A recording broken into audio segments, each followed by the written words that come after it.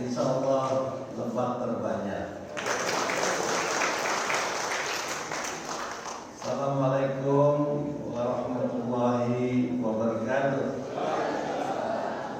Bismillah, alhamdulillah, wassalatu wassalamu ala sayyidina Muhammad ibn Abdillah wa ala alihi wa sahbihi wa mawalah. Prof. Siddiq, Ketua Basnas beserta para komisioner Basnas Provinsi Banten.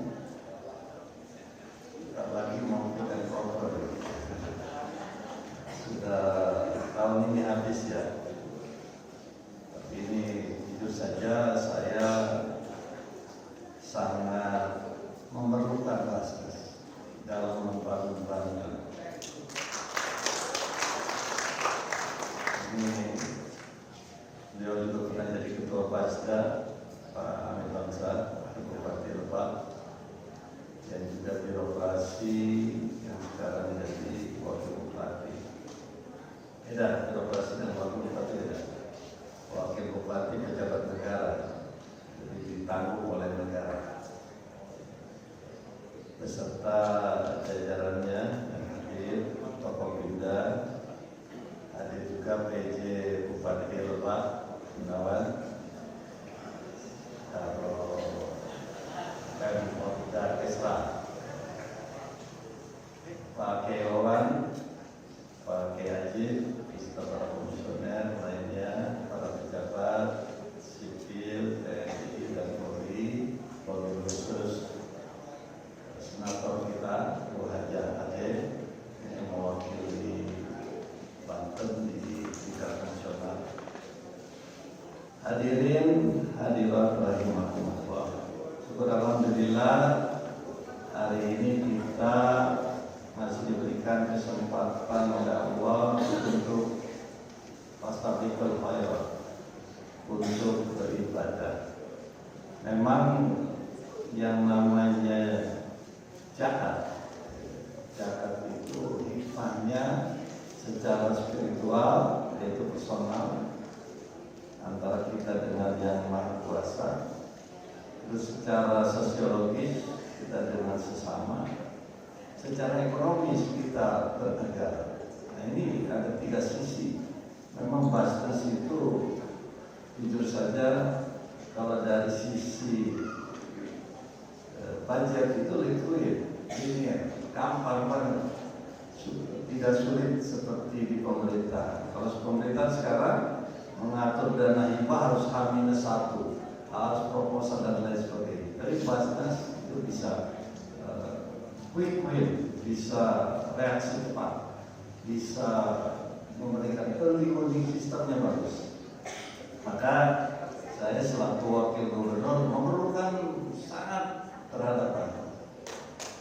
Jadi kalau saya ingin berversi Basnas, jangan merasa ditekan, jangan merasa di dalam sebuah pengaturan. Tapi karena memang pemerintah memerlukan Basnas. Untuk apa? Untuk tadi. Jadi hikmahnya pertama adalah saudara-saudara sekalian, zakat itu seperti saya itu memberikan seluruh gaji saya kepada Basnas. Kenapa? Satu, untuk membersihkan harta saya. Jadi harta saya itu biar bersih. Kalau enggak, saya lupa. Kalau dipupuk-pupuk nanti aja, begitu udah banyak hemat. Maka saya sekarang gaji saya semuanya buat Basnas. Kenapa? Karena manfaatnya juga besar untuk Kabupaten Lebak, Kabupaten Pandeglang, Serang, Tangerang dan sekitar. Terus yang pertama itu membersihkan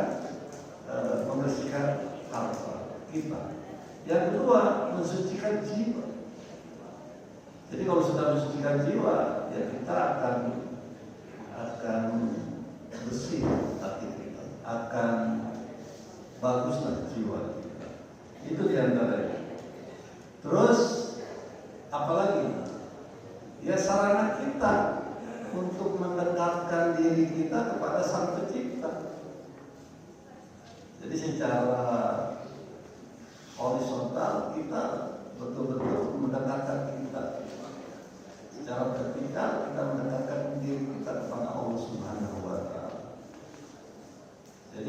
manfaat zakat itu terhadap diri kita luar biasa.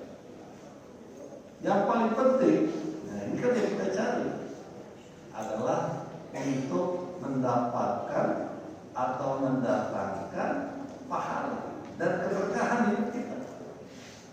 Kalau kita sudah berkah, barokah, maka hidup kita akan, insya Allah, akan bahagia. Itu dia tadi, saudara-saudara sekalian. Itu secara spiritual, secara personal. Terus kalau manfaat secara sosial apa? Tadi membantu di M semua sebetulnya ya. Tadi kan yang pertama membersihkan harta, M kedua mensucikan jiwa, M ketiga mendekatkan kita kepada Allah, M keempat mendapatkan, biasanya Prof. ini juga catat itu, mendapatkan pahala dan keberkahan. Itu diantaranya. Itu M semua. Nah, M yang berikutnya secara sosiologi, secara sosial kan kalau kita buat aturan secara hierarki, secara sosiologis, biasanya itu ini ada itu buat begitu ya. Biasanya secara yuridis atau gis semua. Maka secara sosiologis itu adalah tadi membantu fuqara wal masakin, membantu orang-orang yang betul-betul sedang kesulitan. Maka akan terjadilah mengurangi yang namanya kemiskinan dan juga permasalahan sosial. Terus apa lagi manfaatnya? Tadi supaya tidak terjadi persoalan dalam sikon yang ada di daerah. Nah, ini menstabilkan kondisi yang ada di daerah, sehingga tidak ada lagi orang demo-demo, orang hasut menghasut karena lapar. Karena kalau dia lapar akan terjadi kriminalisasi, sehingga itu menghindari yang namanya yang berikutnya adalah menghindari konflik sosial. Jadi itu saudara-saudara sekalian. Maka saya selaku pemerintah berharap banget dengan Basnas. Saya begitu Basnas, apa yuk punya program apa? Ayo kita dukung. Nah, bagaimana dengan proyek tadi Pak Amir Hamzah ini birokrat yang jadi wakil bupati yang jadi pejabat negara. Bagaimana kalau proyek itu proyek is problem. Kalau proyeknya bagus mah nggak masalah tuh kayak PPP ya, kayak apa aneka tambang atau ada semen gitu. Tapi kalau proyek, kalau diambil nanti dia bilang ditangkap sama jaksa tanpa polisi, wah gimana katanya belum apa-apa dia udah nyetor, padahal rugi omongannya. Apalagi korupsi, kolusi dan nepotisme, ini persoalan. Makanya beda tuh, kecuali pengusaha-pengusaha secara personal diminta silakan, yuk punya Basnas boleh. Memang zakat profesi itu harus ditekankan kepada termasuk zakat usaha kepada pengusaha-pengusaha yang paham. Tapi boleh juga sih pemerintah daerah menerapkan itu bagi pengusaha-pengusaha yang punya untung atau ditambahkan untung 2,5% di dalam proyek itu adalah untuk zakat. Nah, dia wajib membayar. Kalau dia korupsi, urusan personal, tapi itu wajib. Kalau nggak bayar bagaimana? Blacklist, jangan dikasih lagi. Itu sebetulnya. Dan tujuannya apa? Sebetulnya yang berikutnya adalah mendorong persatuan dan keharmonisan. Jadi kalau rekan-rekan yang berbayar zakat mal atau membayar zakat zakat hasil gitu, zakat pribadi profesi, itu orang baik. Jadi kalau ada pengusaha, pemborong, supplier atau distributor, dia kasih, itu tanda-tanda orang itu adalah orang baik. Kalau orang baik berarti dia komitmen. Cengli lah, nggak mau cengli gitu. Nah, ini yang harus bisa diterapkan. Nah, apa yang manfaat secara ekonomis? Nah, untuk Basnas Basnas itu adalah yang terakhir menjadi sumber dana sosial untuk muslim dan muslim, untuk Islam. Ini kan Islam semuanya. Jadi menjadi sumber dana, dikumpul, didistribusikan. Makanya saya mengintervensi siapa nih yang mau menjadi pengurus Basnas. Satu, harus DIM, harus Prodim. Ini Prodim, pro saya, Prodim. Basnas dikelola. Kok Prodim Pak? Ya, D-nya berdedikasi yang tinggi. I-nya berintegritas, memiliki integritas yang bagus. Kalau sudah integritas, dia tidak korupsi, tidak kolusi, tidak semena-mena, tidak menggunakan uang tidak sesuai aturan. Jadi integritas.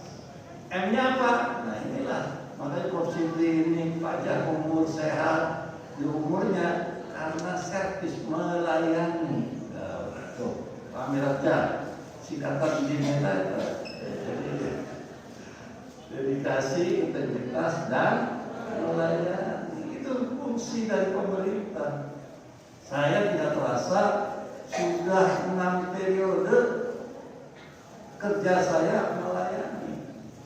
Apapun yang saya gunakan, apapun yang saya keluarkan, apapun yang saya makan, ini dibayar oleh rakyat. 6 periode. Allah masih memberikan kesempatan, tapi ini kan kita pikir apa nih, keberkahan atau sebaliknya gitu, ujian coba. Tapi memang makanan musibah, dunia ini penuh ujian, ujiannya macam-macam. Maka oleh sebab itu, saudara-saudara sekalian, inilah kehidupan yang ada. Maka kesempatan yang diberikan kepada kita adalah diantaranya membantu para ustaz. Nah, apa program pemerintah Anwar Dimyati, Pak Amir Hamzah, Hasbi Amir Hamzah di Lebak ini. Pak Amir, saya informasikan, target saya selama 5 tahun ini satu. Ini bicaranya sandang, pangan, papan. 3 aja itu. Kalau orang-orang muda kan ada internet tambahan. Sandang, nggak boleh ada orang yang kelaparan di Kabupaten Lebak ini. Itu. Kalau ada, berarti Dimyati matanya budak, kupingnya budak. Berarti Dimyati ini nggak becus. Dimyati ini nggak benar dalam pemikiran. Kalau masih ada di Kabupaten Lebak yang kelaparan atau tidak bisa makan. Setuju tidak? Nah itu nggak boleh terjadi. Orang Baduy masih bisa makan. Kenapa? Karena hutannya masih lebat, tanamannya masih bagus. Itu sangat. Makanya ada program Pak Prabowo bagus sekali, makan bergizi gratis. Itu bagus, membantu orang tua, membantu keluarga tidak terbebani dengan masalah gizi, masalah makan. Itu sandang pangan. Nah, pangan sandangnya adalah tadi, saudara-saudara sekalian. Jadi harus bisa memiliki sandang dan harus membantu. Terutama sekarang adalah rumah layak huni, rumah tidak layak.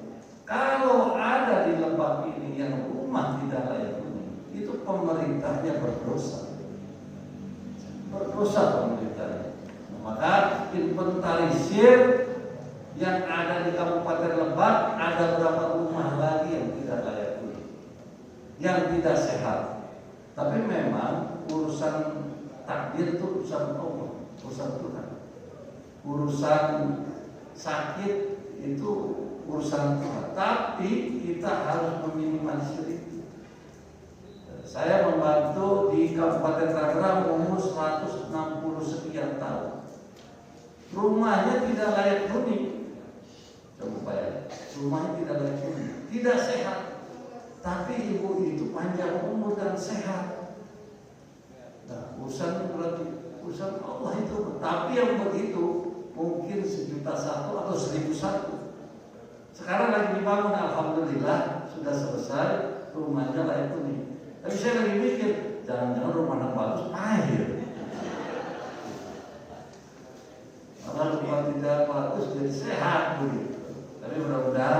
ini program pemerintah. Saya berharap sandang, pangan, papan itu berjalan bagus dan Lebak Pandeglang itu mendapat perhatian khusus.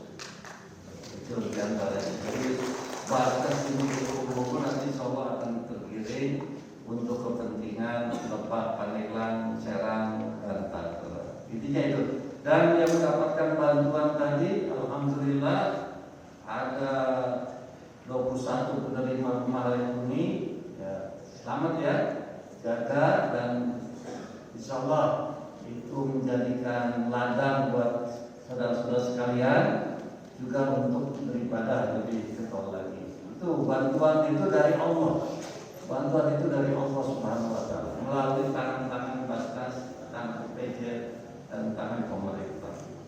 Terus beasiswa pendidikan juga untuk 25 orang dari jenjang SLTA dan S1.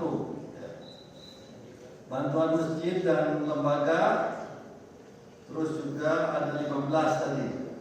Dan mualaf Baduy, ada mualaf Baduy 90 orang, alhamdulillah. Orang Baduy masuk Islam, berarti utusannya sama dengan kita.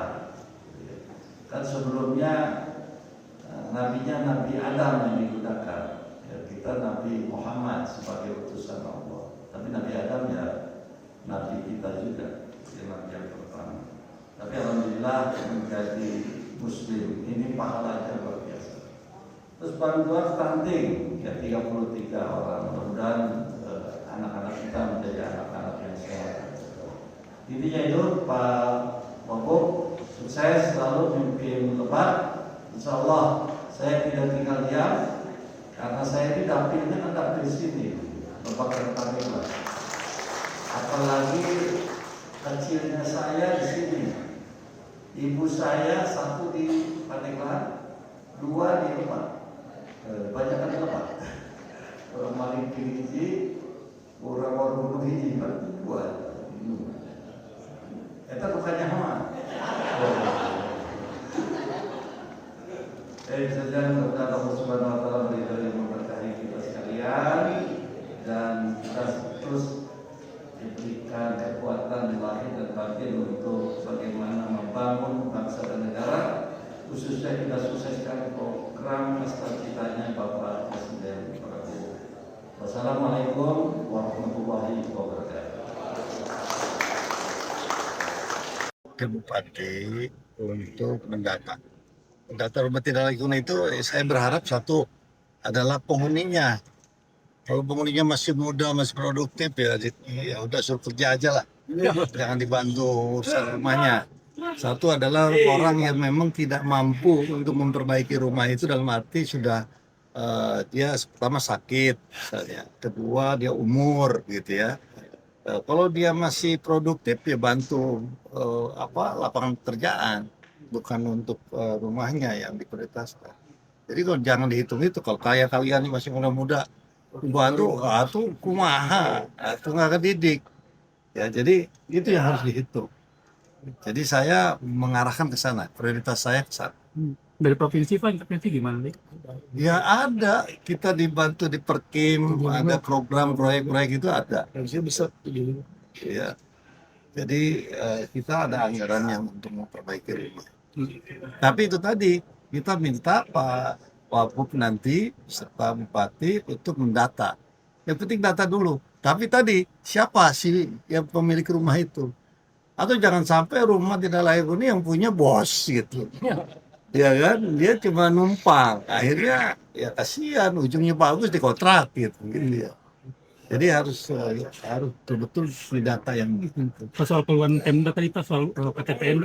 iya, itu kadang-kadang kurang kontribusi. Nah, kita mau tekan supaya mereka berkontribusi untuk pemerintah daerah. Pemprov akan gimana Pak? Ya, kita akan panggil seluruh BUMN yang ada di termasuk perusahaan-perusahaan, apa kontribusinya untuk lingkungannya, apa CSR misalnya. Terus jangan jalan untuk ke situ aja Pemda yang harus bangun. Itu kan nggak sesuai ekspektasi.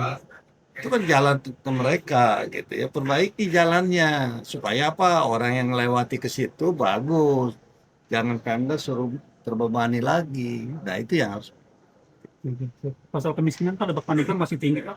Masih Ya, ada memang sangat kalau kemiskinan, ada kemiskinan ekstrim, ada kemiskinan. Memang kalau dilihat, apalagi dalam sikon sekarang, ya tadi datanya tergantung pendapatan per kapita, PDRD-nya bagaimana. Tapi intinya adalah kita memetakan, memapping. Tapi untungnya ada Basnas. Basnas itu bisa membantu secara langsung. Kalau pemerintah harus H-1, harus tahun sebelumnya mengusulkan. Kalau waktu saya jadi bupati, saya tinggal gondol-gondol duit gak masalah dulu aturan. Sekarang mekanisme aturannya berat buat pemerintah. Ya kasihan lah pemerintah yang sekarang ini dalam sistemnya memang aturannya sangat ketat sekarang, apalagi ada pertek-pertek. Terima kasih Pak.